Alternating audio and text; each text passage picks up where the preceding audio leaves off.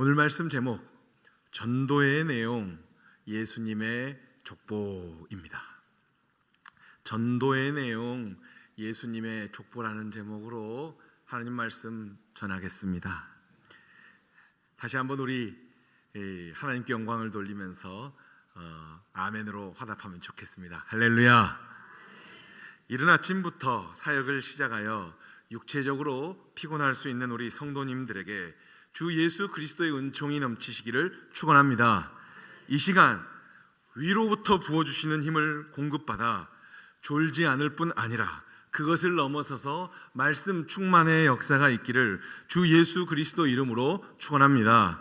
오늘 말씀의 제목은 전도의 내용 예수님의 족보입니다.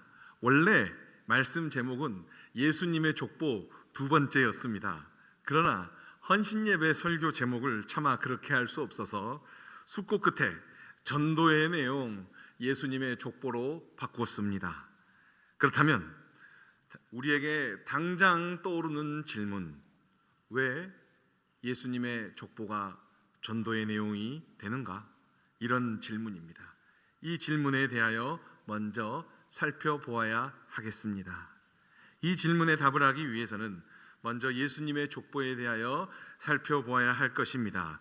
우리가 알다시피 예수님의 족보는 오늘 본문 누가복음 3장 23절에서 38절과 마태복음 1장 1절에서 17절에 기록되어 있습니다. 특히 오늘 본문을 마태복음에 기록된 예수님의 족보와 비교하면서 예수님의 족보를 생각해 보아야 하겠습니다. 먼저 마태복음에 기록된 예수님의 족보를 살펴보겠습니다. 화면 나와주세요. 좋습니다. 예수님의 족보 다 기억날 것입니다. 14곱하기 3의 형태로 예수님의 족보를 맞춘 것 같아요. 아브라함과 다윗의 자손, 그리고 14곱하기 3의 형태로. 이것은 전승사적으로 랍비의 가족을 소개할 때 쓰는 족보의 틀이다.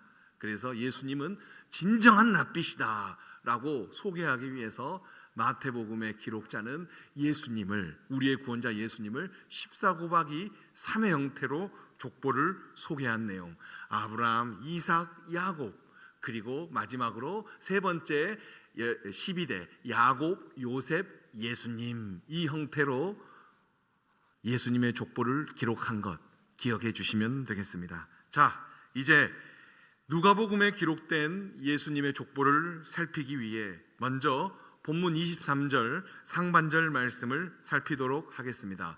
본문 23절 상반절입니다. 읽겠습니다.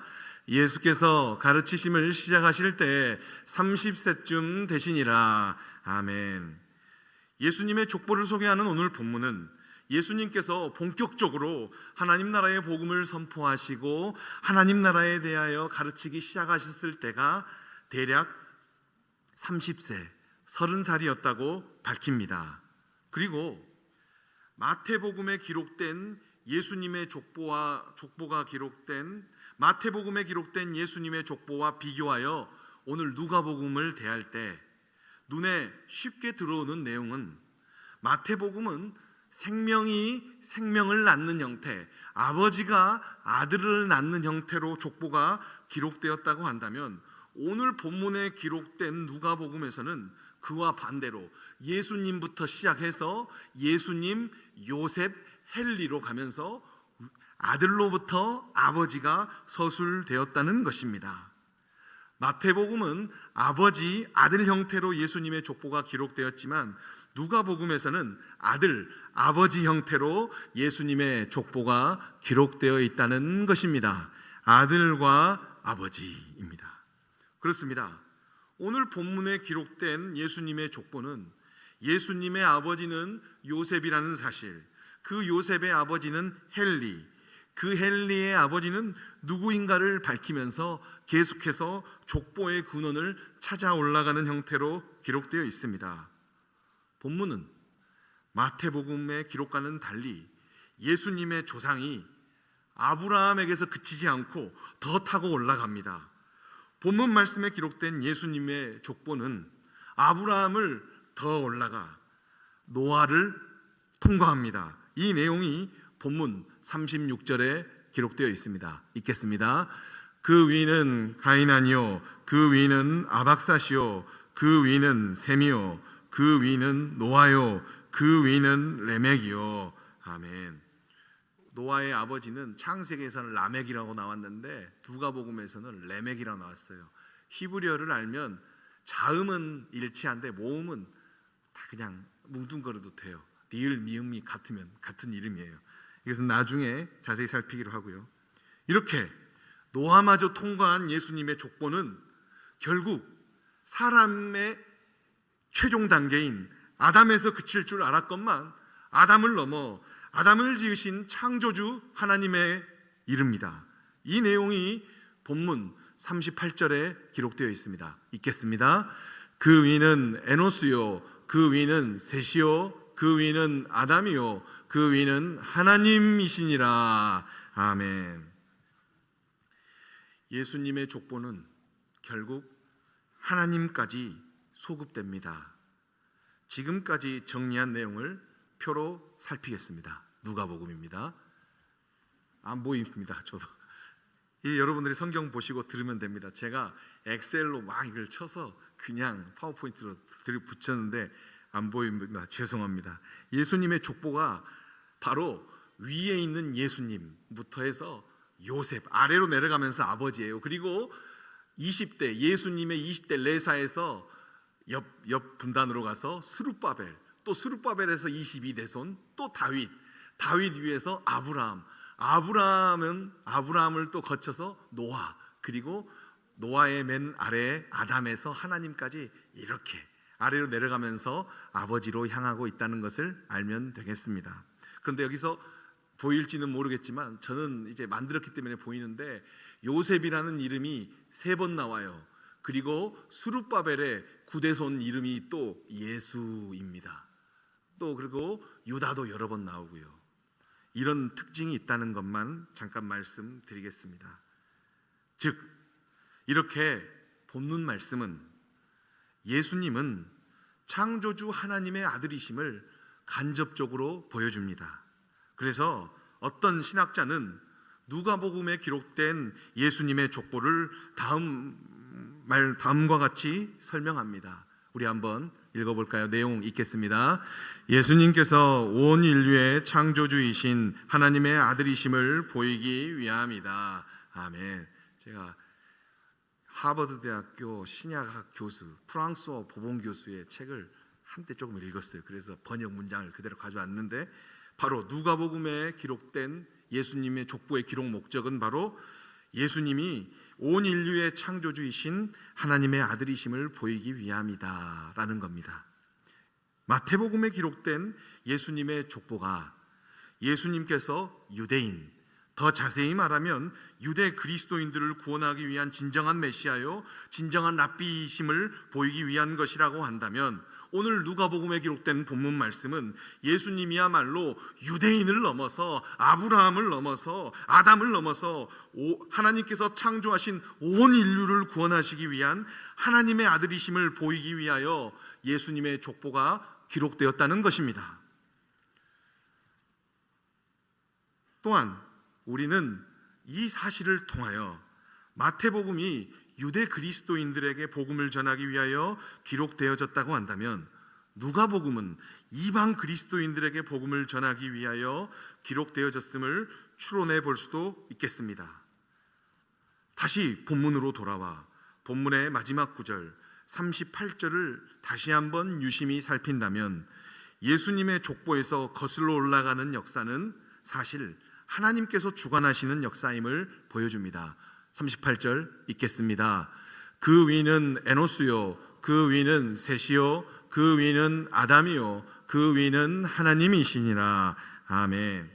가인이 아벨을 살해하였을 때 인간과 하나님의 관계는 종결된 것으로 보았어요. 아담은 그냥 한탄만 하고 인간사가 뒤틀어진 채로 끝날 줄 알았어요. 그러나 하나님께서는 아담 부부에게 셋을 허락하셨고 셋은 에노스를 낳아 예수님까지 이어지는 족보로 향하게 된다는 것입니다. 이 사실은 아무리 인간들이 자신들의 죄 가운데 하나님과의 관계를 끊어버리려는 역사를 만들어낸다고 할지라도 그것은 무의미한 일임을 보여줍니다. 그 이유는 하나님께서는 어떻게 해서든지 인간이 만들어내는 이 죄의 역사들에 직접 개입하시기 때문입니다. 그리고 이제는 아담의 후손으로서 아담적 실존의 구조에 놓인 존재자인 인간을 구원하시고자 하나님께서는 두 번째 아담, 당신의 독생자 예수님을 이 땅에 보내셨습니다. 이 내용이 다음 말씀 고린도전서 15장 47절에 있는데요, 읽겠습니다. 첫 사람은 땅에서 났으니 흙에 속한 자이거니와 둘째 사람은 하늘에서 나셨느니라. 아멘. 사람은 아담의 번역어예요. 히브리어 아담이 번역하면 사람이에요. 그렇다면 첫 번째 사람은 땅에서 났는데 그 사람은 흙에 속한 자이거니와 두 번째 아담인 예수님, 독생자이신 예수님, 로고스, 참빛, 하나님의 어린 양, 그 둘째 사람은 바로 하늘에서 나셨느니라 라고 성령의 사람 바울은 이 시간 우리에게 선포합니다. 바로 하나님께서는 당신의 아들이시요 두 번째 아담인 예수님을 우리에게 보내주셔서 우리의 인간 역사에 개입하셨습니다. 우리는 이처럼 하나님께서 개입하신 역사를 구속사, 하일스 게시스테, 바로 구속사라고 일컫습니다. 이러한 구속사의 관점으로 기록된 예수님의 족보에 등장하는 이름을 마태복음과 비교하면 그 이름이 같을 때도 있고 혹은 다를 때도 있음을 볼 수 있습니다. 마태복음에 기록된 예수님의 족보와 누가복음에 기록된 예수님의 족보의 이름이 첨예하게 다를 때도 나와요. 물론 같을 때도 나오지만요. 그 이유는 무엇입니까? 그 이유 중에 한 가지는 마태복음의 족보는 혈통의 생물학적인 관점, 그러니까 여성이 5명이 나오잖아요. 어머니 아버지가 분명한 혈통의 생물학적인 관계 안에서 나타내졌다고 한다면 누가복음에 기록된 예수님의 족보는 혈통의 법적 관계 안에서 기록되어졌기 때문입니다. 입양해도 내가 내 자녀 아니어도 입양해도 내 자녀라고 했을 수 있다는 겁니다. 예수님은 아브라함과 다윗의 후손이실 뿐만 아니라 동시에 하나님의 법적 후손이십니다. 이렇게 생물학적 관계뿐만 아니라 법적 관계에서도 족보가 형성됩니다. 다시 한번 본문 말씀에 기록된 예수님의 족보를 살펴보겠습니다. 화면 띄워주세요. 여기서 잘 보이시지는 않겠지만요, 어떤 것을 볼 수 있냐? 예수님 밑에 요셉, 그 다음에 마태복음에 따르면 야곱이에요. 그래서 누가복음은 헬리라고 나왔어요. 야곱과 헬리는 예수님의 할아버지 뻘이기 때문에 좀 정확해야 되지 않나? 아니면 이 서로 두 언어가 서로 헬리랑 야곱이 같은 인물인가? 이런 것도 있고요. 또 스룹바벨의 맨 아래 선조가 나단인데 그 나단의 위가 다윗이에요. 솔로몬 아닌가? 그래서 솔로몬의 형제 나단이 있는데 이런 식으로 생각이 돼요. 그리고 또 어떤 신약학자는 나단이 히브리어로 선물 주다, 그러면 그런 의미, 나단 선지자 그 이름, 이렇게 생각도 할 수 있었는데 나단이라는 이름은 솔로몬의 형제예요. 그러나 아들이잖아요. 그러나 아버지는 분명하잖아요. 이런 식으로 또 쓰였고요. 마태복음은 히브리어 성경을 가져와서 썼고요. 구약 성경 그 예수님이 족보를 쓸 때, 누가복음은 이방인에게 복음을 전하기 위한 복음서이기 때문에 LXX라고 셉투아진타 70인역 헬라어 구약 성경으로 번역된 이름을 썼으면 이런 차이가 날 수 있다는 것입니다. 여기까지만 살피겠습니다. 이 예수님의 족보와 우리와 무슨 상관이 있습니까? 우리는 대한민국 사람이에요. 우리는 유대인도 아닙니다. 하지만 우리는 유대인들보다도 예수님과 더 가까운 사람들입니다. 왜냐하면 우리는 예수님의 삶과 죽음과 부활을 믿는 자들이기 때문입니다. 우리는 믿음으로 예수님과 연합한 자들이기 때문입니다. 더 자세히 말하면 우리는 예수님과 신비적으로 연합한 자들이기 때문입니다. 라틴어로 유니오 미스티카. 저와 여러분은 유대인은 아니지만 예수님과 더 가까워요. 왜냐하면 저와 여러분들 가운데 예수님께서 거하시고 내가 예수님 안에 거하기 때문입니다. 그래서 성경의 사람 바울은 다음 말씀 갈라디아서 2장 20절과 같이 고백하지 않았습니까? 우리 다 같이 한 목소리로 읽겠습니다. 읽겠어요? 내가 그리스도와 함께 십자가에 못 박혔나니 그런즉 이제는 내가 사는 것이 아니요 오직 내 안에 그리스도께서 사시는 것이라. 이제 내가 육체 가운데 사는 것은 나를 사랑하사 나를 위하여 자기 자신을 버리신 하나님의 아들을 믿는 믿음 안에서 사는 것이라. 아멘. 그렇습니다. 바로 우리가 예수님을 믿음으로 받아들였기 때문에 내 안에 예수님께서 사시는 것이고 내 안에 예수님께서 사시기에 그 예수님으로 인하여 우리 역시 법적으로 하나님의 자녀가 됩니다. 그래서 법적으로 하나님의 자녀가 된 우리는 과감하게 하나님을 아버지, 아빠라고 부르면서 하나님의 부요하심을 청원할 수 있습니다. 하나님 도와주십시오. 하늘의 복도 주시고 땅의 복도 주십시오라고 청원할 수 있습니다. 또한 동시에 우리의 신분에 걸맞는 하나님의 아들의 권세가 주어지고 하나님 나라 시민권이 우리에게 주어졌던 것입니다. 자, 여기까지만 예수님의 족보를 살피도록 하겠습니다. 그 족보의 핵심은 예수님은 하나님의 아들이시라는 것입니다. 이것이 바로 복음입니다. 우리는 이 복음을 전해야 합니다. 그런데 예수님이 하나님의 아들이시라는 이 복음, 우리가 이걸 전해야 되는데 이 복음은 어쩌면 우리의 전도의 대상 역시 이미 들어서 알고 있는 말입니다. 예수님이 하나님의 아들이십니다 라고 전하면 그들은 이렇게 말할 겁니다. 아, 예수님은 참 좋은 분의 아들이시군요. 좋은 말씀 감사합니다. 이렇게 하면서 더 딱딱해. 감사합니다. 안녕히 가세요. 라고 할 수도 있습니다. 그러면 우리 역시 예, 감사합니다. 안녕히 가시겠습니다. 이렇게 할 수밖에 없을 것입니다. 그런데 혹시 예수님은 하나님의 아들이시다 이러한 압도적인 진리를 듣고 그런데 예수님이 하나님의 아들이시는 것은 좋은 말씀인데 이것이 나와 무슨 상관이 있습니까? 라고 진지하게 되묻는 자가 있다면 우리는 이렇게 말해야 됩니다. 상관이 있습니다. 하나님의 아들 예수님을 믿음으로 받아들인 사람은 법적으로 하나님의 자녀가 되기 때문입니다. 그래서 우리에게 필요한 것은 오직 믿음입니다. 예수님을 믿음입니다. 하나님의 아들 예수님을 믿음입니다. 말씀에도 분명히 이렇게 기록되어 있습니다.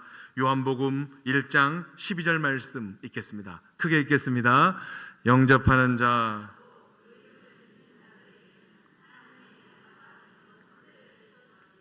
아멘. 이러한 내용으로 전도하시고 더욱더 섬세하게 전도의 내용을 만들어 가시기를 주 예수 그리스도의 이름으로 축원합니다. 오늘 말씀 네 가지로 요약합니다. 우리 1번 읽어요. 읽겠어요? 하나님의 아들 예수님. 아멘. 2번 시작. 구속사를 주관하시는 하나님. 우리가 역사를 주관하는 것이 아닙니다. 구속사를 주관하시는 것은 하나님이고 우리는 이미 구속사에 참여하였고 우리 예수 그리스도를 믿음으로 구속사에 참여한 우리들은 넘어지고 힘들고 또 뒤틀릴 때도 있죠. 그러나 하나님이 우리를 붙잡고 계시기 때문에 우리의 구원을 우리가 얻은 것이 아니고 하나님이 주신 것이기 때문에 그 하나님에 대한 신뢰를 가지고 믿음을 가지고 힘있게 두려워하지 말고 살아가시기를 바랍니다. 3번 읽어요. 시작. 하나님의 구원 계획은 유대인뿐 아니라 전 인류를 포함한다. 아멘. 누가복음에 기록된 예수님의 족보를 통해서 예수님은 하나님의 아들이시다. 예수님은 아브라함에 국한된 분이 아니다. 유대인에 국한된 분이 아니다. 예수님은 첫 번째 아담의 후손이고 하나님의 아들이시다 라고 말하면서 누가복음은 보편사적인 관념을 가지고 그 이방인들에게도 그 주 예수 그리스도의 복음을 전했다는 것입니다. 3번, 4번 마지막입니다. 읽겠어요? 복음을 믿는 우리들도 법적으로 하나님의 자녀. 아멘.